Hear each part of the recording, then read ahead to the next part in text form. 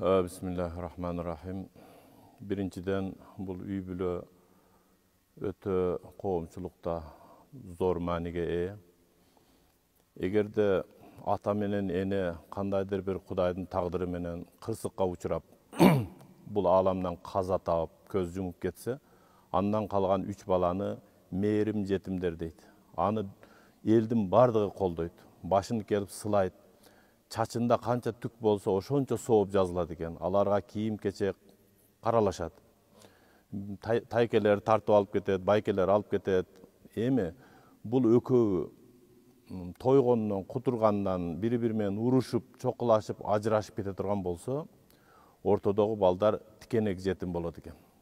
Taykelerге barsa ataң жаман, биздин карындаşты таштап кетти деп алар саят экен. Байкелерine барса апаң жаман, биздин байкебизди таштап кетти, булар саят экен.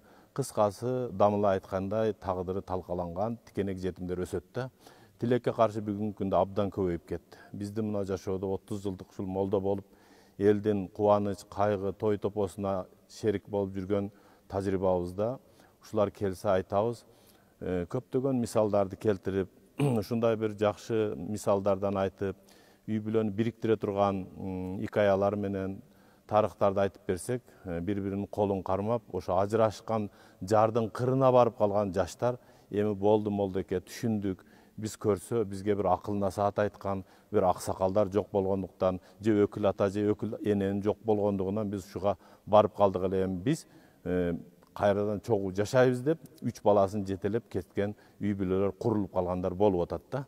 Ошонун үчүн мен айтайын дегеним, бул атам раматылык айтчу эле, кайсы жерге барсаңар жубайыңарды чогуу алып жүргүлө деп. Таштап кетпегиле дейт. Бирөө бар экен, бир аз алыстап турайын, бир аз убакыттан кийин сагыныч пайда болот деп аялын унуттуруп жүгөргөн экен да. Мээрим көздө болот, 4 айдан кийин унута баштайт. Ошон үчүн Умар разияллаху анху айтат, сапардагылар 4 айга кеч калбастан аялына кайтып келсин деген да. 4 жыл ме бар Россияда, бияга келип анан өкүнүп, бүт баягында иштер болуп кеткенин кеч болуп калат, жашоо бузулуп кетет. Тирүү жан, ысык жан, напсы алажипти аттап коюшу мүмкүн. Ошон үчүн мен айтайын дегеним, көп алыстатпай аялыңарга кайтып келгиле, үй бүлөнү бекемдигин, жылуулугун кургула деп айтат элем.